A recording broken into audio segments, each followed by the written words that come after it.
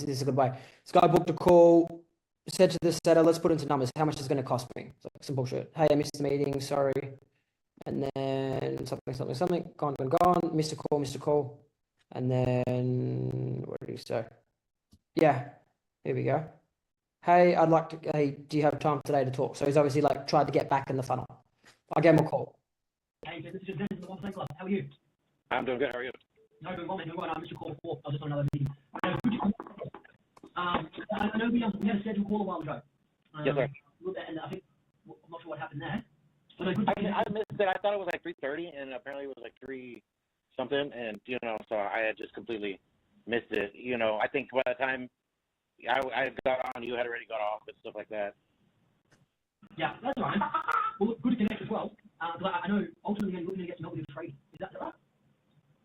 Yeah. So I want to learn basically, how to trade, and I want to see how much this 1% club is. I know it's not going to be like free or anything like that, but I'm willing to do what I can, So like a little bit about me, I work at Chili's and stuff, and I've always wanted to be like an entrepreneur. I wanted to get into real estate and couldn't really do that. What was that? Why couldn't you get into real estate? So, see the objection? Yeah, I see it. What's Right from the start. No, the price right from the start. Money.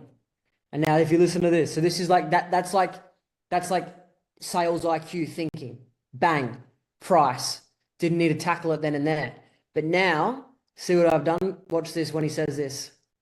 About me, I work at Chili's and stuff, and I've always wanted to be like an entrepreneur. I wanted to get into real estate and couldn't really do that.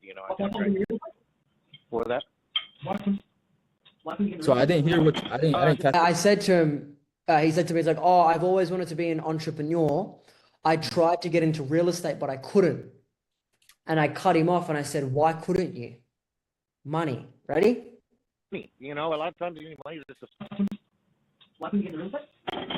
Just money. A lot of times you need money just to start up, like capital and stuff like that. And, I want to do my own fix and flip business, and, I would need money to start. I don't have the best of credit, so all of that ties in, I just want to pause you there really quickly, man. I don't want you to come in with that mindset, because of course, we might not have enough money, but that's part of the reason that you want to do trading, to improve your financial situation. So right. The money is the thing that holds you back, because only individuals that ultimately, man, don't want to win. They go, I can't do it because of money. Like the question that we got to ask ourselves, man, is what's the goal here with trading? Is it to step away from Chili's? Yes, it's financial freedom. Like I said, I have other businesses that I want to start, and I think that this would be. So it's like straight to the point. Says some bullshit. So cool, man. Like, what's the goal here? I'll make money. It's like, yeah, of course it is. You don't have money.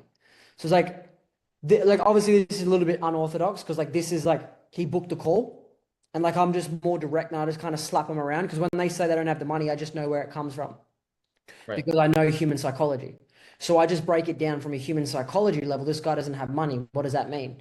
Okay, well, he now has a relationship with money that he can't invest. Oh, I just want to know the price. I just want to know the price. It's like, well, if you invested 2K and you made 10K a month, is that worth it to you?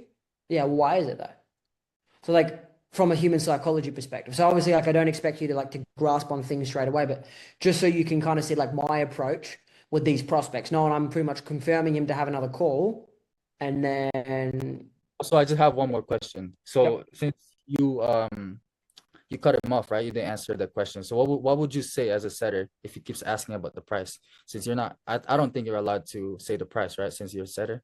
So what would you say to that? If he you could range it. So yeah, it's like with the setters is they range it. They don't tell them an exact price because they don't have context and they might not show. So it's like, yeah, cool, man. We'll definitely dive into the price as well. Because like you just got to like sometimes if like keep talking about it.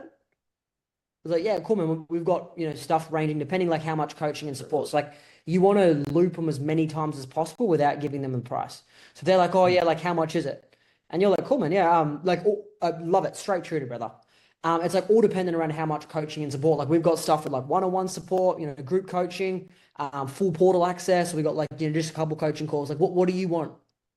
Just loop it back to them. Oh, well, I want it all. I want all the coaching. Oh, cool, man. We got stuff at like 1K up until like 25K. Also giving them a range, right? Give them a range. Yeah. But we don't have programs at 25K. I do it as like an anchor. It's like, oh yeah, we got stuff at like 2K up until the point about like 30K. Like inside of that range band of like things actually make sense. Does that work for you or not really? Because if they go like 2K is going to be tight, if your company doesn't have good financing, it's like, fuck, this guy doesn't need to be on the call. Okay. That makes sense? Yeah, that makes sense. Yeah. I'll just finish. Be a good platform into that, as well.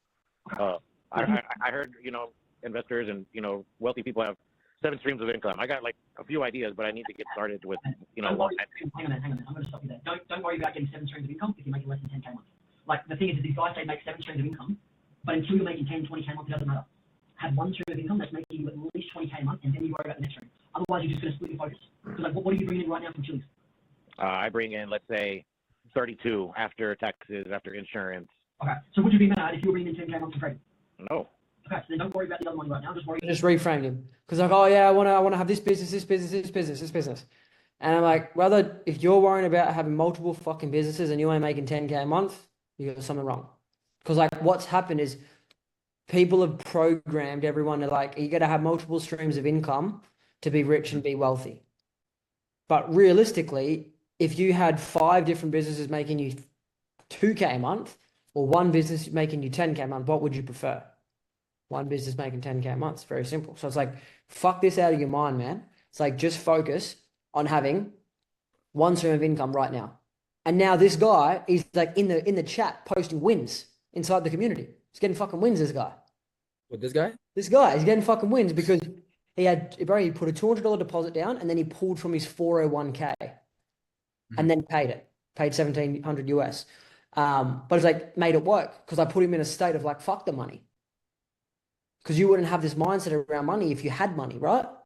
So it's like just reframing as well. But I don't want to go like too much around that and like waste time on that. But yeah, that's like